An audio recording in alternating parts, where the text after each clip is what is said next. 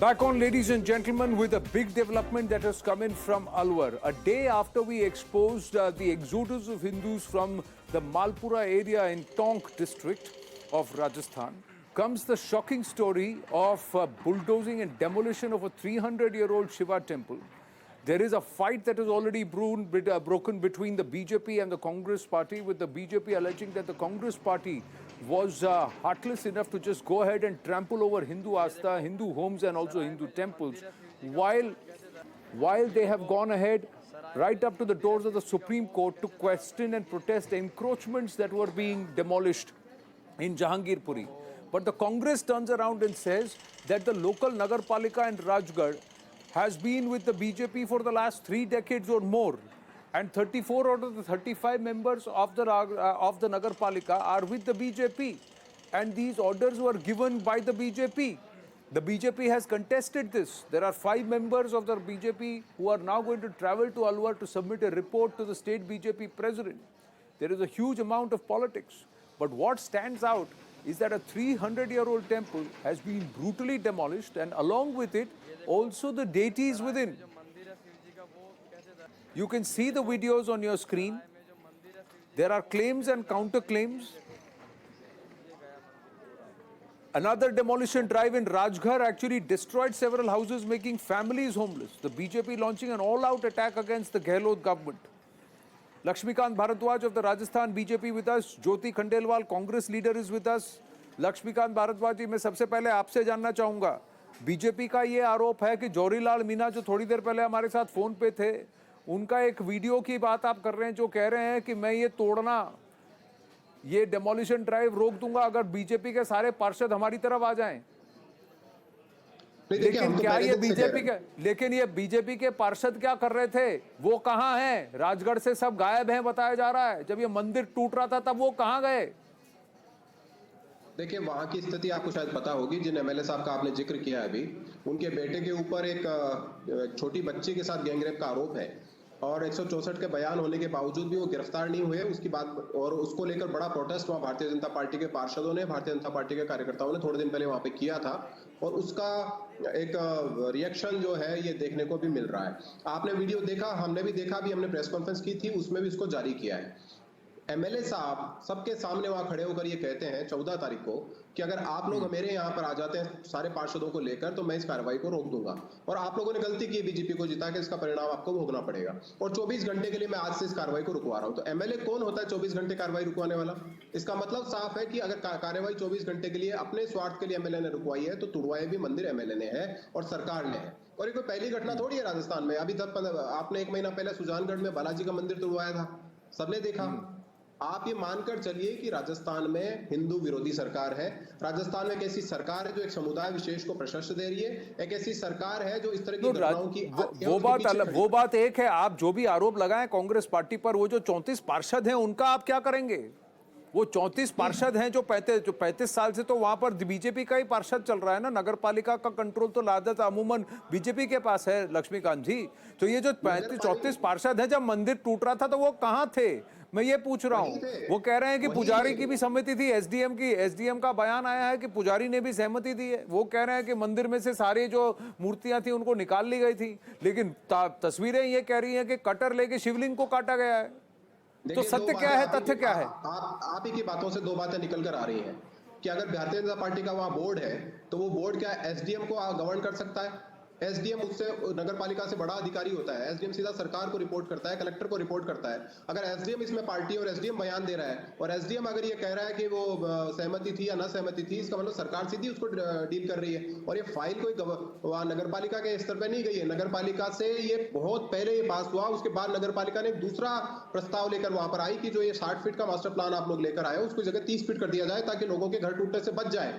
मंदिर का तो वहां का जिक्र ही नहीं है। मंदिर तो जानबूझकर कांग्रेस पार्टी की सरकार ने तोड़े हैं। हम तो घर बचाने का जयमत वहां पर कर रहे थे, लेकिन उसको भी लोगों ने, जो कांग्रेस पार्टी की सरकार है ना, उन्होंने घर छोड़े और ना मंदिर छोड़े। और मंदिर छोड़ना तो बहुत दूर की बात, मान लीजिए अगर रास्ते में कोई मंदिर आ रहा है और मान लीजिए कोई विकास में बिल्कुल सड़क के बीच में कोई मंदिर है, अगर आपको उसको हटाना भी है तो उसकी एक प्रक्रिया है, उसकी प्राण प्रतिष्ठा होती है। मंदिर तोड़ने से पहले अगर दूसरी जगह स्थापित करने के लिए लोगों की सहमति ली जाती है, पूरी पूजा पाठ और विधि विधान के साथ उसको दूसरी जगह स्थापित किया जाता है। आप कटर से शिवलिंग काट दो, आप उसको बुलडोजर से ढहा दो और उसको एक उठाकर टोकरी में फेंक दो शिव पंचायत को।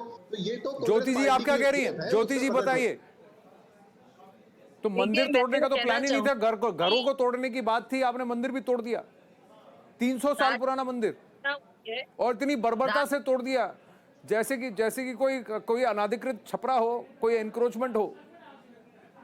यही कहना चाहती हूँ कि राजगढ़ में जो घटना हुई है, वहां पर जो मंदिर तोड़ने का जो काम हुआ है, वहां उसको बीजेपी के मंडल अध्यक्ष सत्येंद्र सैनी जी ने लेटर लिखा है 15/10/2018 को, जब बीजेपी की गवर्नमेंट थी, मुख्यमंत्री यहाँ पर बीजेपी की थी और केंद्र में भी सरकार बीजेपी की थी, और उसी को ही सतर्कता समिति में रखा गया।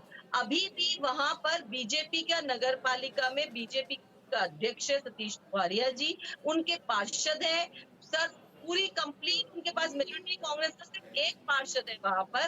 वो अपनी बोर्ड मीटिंग में उस मंदिर को हटाने का प्रस्ताव लेकर के आते हैं और उसके बाद उस कार्रवाई को वो करते हैं। देखिए, मंदिर को हटाना और मंदिर को तोड़ देना दोनों में फर्क है, और मंदिर को हटाने की एक विधि होती है, एक विधि होती है, और मंदिर को तोड़ने का कोई प्रस्ताव। मैं तो ये कह रहा हूं, इन तस्वीरों में देखिए कि शिवलिंग को कटर से काटा हुआ है, मंदिर के अंदर जूता पहन के अंदर घुसे हैं और छत से सीधा तोड़ दिया। एक तरीका, एक विधि होती है। अगर मंदिर के अगर आप कहीं और जाकर स्थापना करना चाहते हैं, उसको थोड़ा अगर आप हटा रहे हैं तो हटाने की बात अलग है, तोड़ने की बात अलग है। ये तो पूरी तरह से ध्वस्त कर दिया गया है। मैं भी यही कहना चाहती हूँ कि बिल्कुल कहाँ जब उन्होंने प्रस्ताव पास किया था और कार्रवाई हो रही थी, तो वहां पे नगर पालिका के अध्यक्ष और पार्षद कहाँ थे? नहीं तो वहां का एमएलए कहाँ था? विधायक जी कहाँ थे? विधायक जी तो कह रहे थे कि मैं रुकवा दूंगा अगर तुम लोग सब मेरी पार्टी में आ जाओ। उनकी बाइट है जवाहरीलाल मीना जी की, तो जवाहरीलाल मीना जी भी तो वहां नहीं थे। लक्ष्मीकांत जी के कथन पर हंसी आती है, जो ये बोलते हैं कि हिंदू विरोधी सरकार है। अपनी पिछली सरकार को उठा करके देखे, सवाल का जवाब दीजिए। अरे जवाहरीलाल मीना जी कहाँ थे, मुझे बताइए ना। अगर आप हिंदू हित की बात कर रही हैं तो आपके पार्टी के विधायक कहाँ थे? उन्होंने क्यों नहीं कहा कि ये गलत है, ये नहीं होना चाहिए? वहां के स्थान के एसडीएम ने ये क्यों नहीं किया? ये क्यों नहीं कहा कि अगर मंदिर को हटाया जा रहा है तो फिर तरीके से हटाया जाएगा? अंदर जो प्राण प्रतिष्ठा करके वहां पर जो विराजमान है, उनको शिव जी का लिंग विराजमान है, उसको तरीके से निकाला जाए। कटर से लेके काट दिया और जूते वूते पहन के अंदर चले गए, तो फिर मंदिर का क्या औचित्य? नहीं। में भी था, उसको भी और वो भी 300 साल पुराना मंदिर, ऐसा भी नहीं कि 4-5 साल पहले या कल परसों बनाया गया वो मंदिर। 300 साल पुराना मंदिर, ये प्राचीन मंदिर है। बिल्कुल, मैं यही कहना चाहती हूँ, लक्ष्मीकांत जी से बड़ी बातें कर रहे हैं वो हिंदुओं के समर्थक होने की। देखिए एक बात यहाँ साफ है, मालपुरा टोंक में हमने देख लिया, अब अलवर में भी देख लिया। आप अपनी सियासत की रोटियां चमकाते रहिए, हिंदुओं में मंदिर टूटे, हिंदू अपने घर से पलायन करें। जब तक आपकी सियासत चमकती है, आप दोनों पार्टी से मैं यही पूछने वाला हूँ। आप एक भारद्वाज हैं, एक खंडेलवाल हैं, और आप दोनों को फर्क नहीं पड़ता, आप सियासत कर रहे हैं। यहीं पे मैं इस बात को मैं इस बात को यहीं पे अब विराम देने वाला हूं कि आप हिंदू बर्दाश्त करता है, हिंदू देखता है, हिंदू सॉफ्ट है तो तोड़ दो, कोई बात नहीं। बाकी सुप्रीम कोर्ट पहुंच जाते हैं तो फिर तो फिर ठीक है, वो संगठित हैं तो सुप्रीम कोर्ट तक पहुंच जाएंगे तो ठीक है, उनको लिए कुछ मत करना। या फिर आपके वोट बैंक की राजनीति ऐसे चमकती है।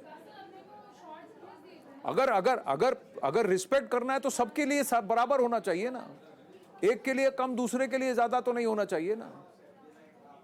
लक्ष्मीकांत जी, आखिरी बात, मुझे इस वार्ता को समाप्त करना होगा। जी, आप इनसे पूछिए कि अगर ये सब कुछ भारतीय जनता पार्टी ने किया है तो जो एसडीएम, जो ईओ, जो पुलिस के अधिकारी वहां कटर लेकर मंदिर को काट रहे हैं, जो मंदिर को डेमोलिश कर रहे हैं, लक्ष्मीकांत जी मैं बस एक ही बात कहूंगा, मैं बस एक ही बात कहूंगा कि मंदिर टूटने के बाद, मंदिर के बुलडोज होने के बाद बीजेपी जाग रहे हैं। बीजेपी के 34 पार्षद वहां उस बुलडोजर के सामने क्यों नहीं खड़े थे, ये आपको भी पूछने की आवश्यकता है। अगर आप अपने आप को हिंदू हित की बात करते हैं तो आप सच में करके दिखाइए वहां पर। आपकी वसुंधरा राजे जी के कार्यकाल में भी बहुत कुछ हुआ है जिसके भी तथ्य निकल कर आ रहे हैं। तो ये हिंदू के नाम पर राजनीतिक रोटियां सेकने से ज्यादा, अगर आप पहले उन 34 पार्षदों से माफी मंगवाइए कि वो गायब क्यों है राजगढ़ से। आप पहले उन 34 पार्षदों से माफी भी मंगवाइए लक्ष्मीकांत जी। मुझे इस वक्त एक अल्पविराम लेना होगा। I have to take a short break. Laxmikant Bhardwaj and Jyoti Khandelwal, thank you very very much.